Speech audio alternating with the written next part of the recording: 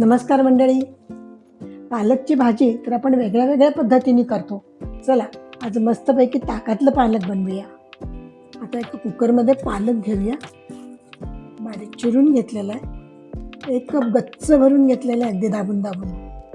चण्याची डाळ, कच्चे शेंगदाणे, थोडे हिरव्या मिरचीचे तुकडे, कपभर पाणी असं मिक्स करून कुकरला आता लावूया.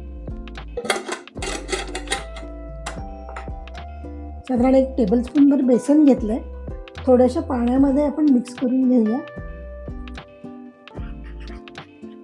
छान मिक्स करून घ्यायचे, गुठळे अजिबात राहू द्यायचे नाही.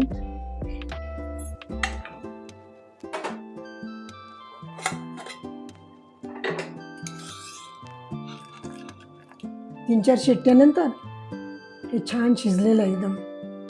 आता याच्यामध्ये सुकं खोबरं, जिरा पावडर, मीठ, साखर, लसूण पेस्ट, पाण्यात मिक्स केलेलं बेसन. आता हे सगळं मिळून छानसं घोटून घ्यायचं, रवीनं मिसळून घ्यायचं छानपैकी. एकजीव झालं पाहिजे. भाजी छान घोटून घेतलेली आहे, थोडीशी शिजवून घेऊ. आता ही भाजी शिजल्यानंतर याच्यामध्ये घट्टसर असं ताक घालूया. ताक थोडंसं आंबट असावं, खूपही नको, जरा बरीच हवी ती छानशी.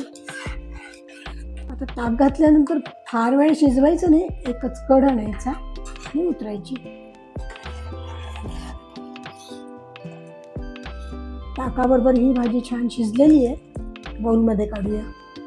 गरम तेलात जिरे मोहरी घातलेली आहे, हिंग, हळद, लाल मिरचीचे तुकडे.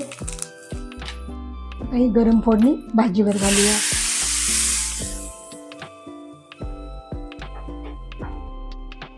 आता ही फोडणी छान मिक्स करून घेऊ भाजीमध्ये.